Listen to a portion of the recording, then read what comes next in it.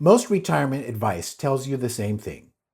You need to save $1 to $2 million to retire well. But what if that premise is wrong?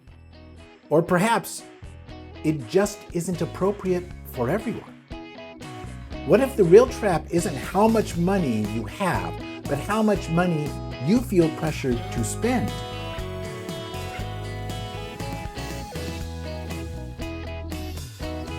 Hi, I'm John. Welcome to my channel. I'm 61, a recently retired teacher, and a single gay dad. So here's the cultural myth that we are all sold.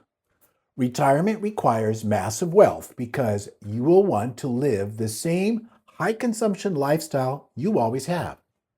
Lots of travel, eating out regularly, buying the latest things, keeping up appearances.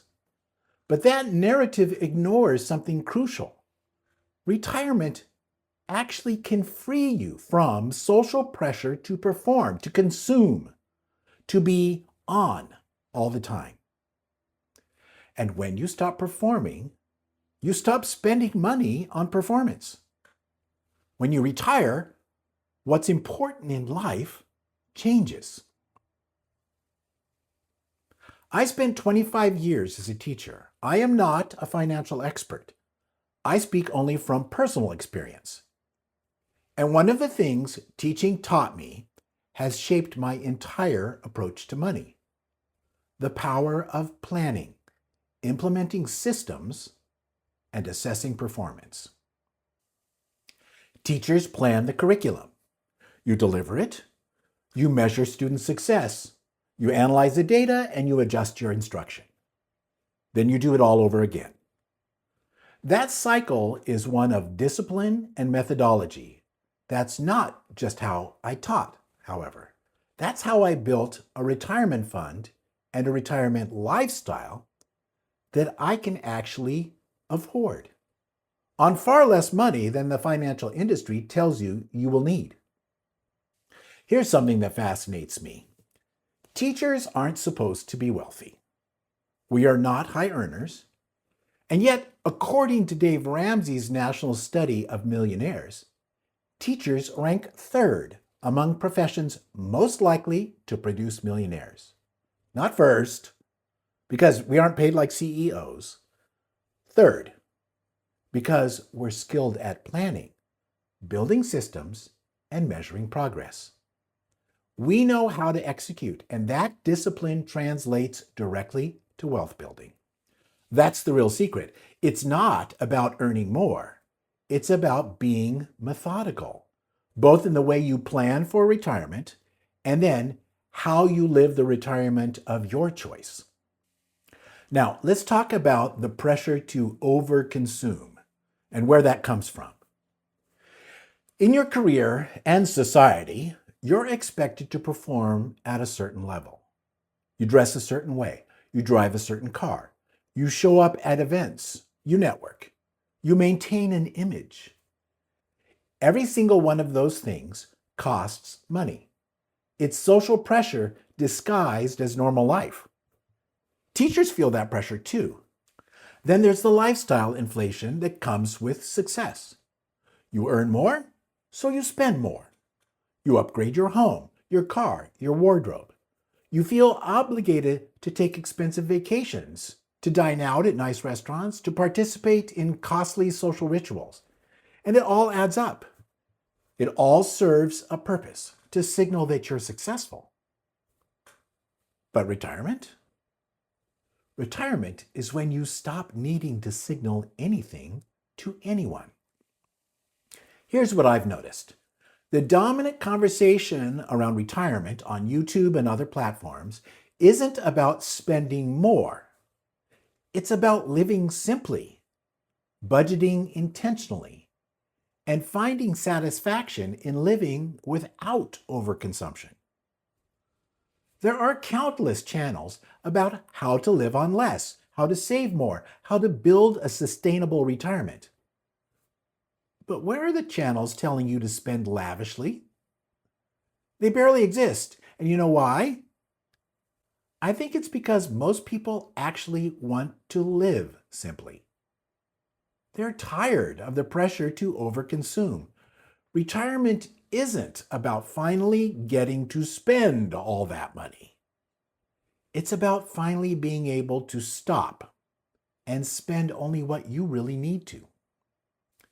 That's the freedom people are chasing. And the irony is stunning. The pressure to live a high consumption lifestyle in retirement is just another form of the pressure that kept you grinding away during your career trying to succeed. It's the same trap, repackaged. So when I planned my retirement, especially toward the end of my career, I didn't plan for luxury. I planned for simplicity. I planned for low stakes. I planned for freedom, the freedom to say no. No to things I didn't want to do. And that planning, that methodology from decades of teaching, freed up money I didn't expect to have. I don't need expensive clothes anymore. I'm not performing at work. I'm happy with the thrift store. I don't need an expensive car because I'm not commuting. A reliable used car is fine with me. Every expense requires spending, and that pressure is gone in retirement. The spending, well, it stops pretty naturally. And believe me, it's not deprivation I'm arguing for here. It's freedom. Freedom, turns out, is actually affordable. The real wealth in retirement isn't just the nest egg. A nest egg is important, believe me. Freedom is the permission to stop performing. It's the ability to live according to your own values instead of everyone else's expectations. And that doesn't require $2 million. It requires something far simpler: discipline, planning, and the willingness to reject the pressure to overconsume and hold on to things as proof of your success. So, if you found this useful, I'd really appreciate it if you could like and subscribe to my channel. I'm creating more content just like this, deep dives into retirement life, strategies, and lifestyle choices that are fulfilling. And if that resonates with you, your support means everything to me as I build my channel. I appreciate your support more than you know. So in conclusion, if you're worried you haven't saved enough for retirement, maybe the question isn't how much you have. Maybe it's whether you're willing to let go of the pressure that costs you money in the first place. That's where the real retirement wealth lives. And here's the thing, you don't need permission from the financial industry to retire unless. You just need the discipline you probably already have. If you're watching this, you already know how to research and plan and listen to advice. You already know how to build systems.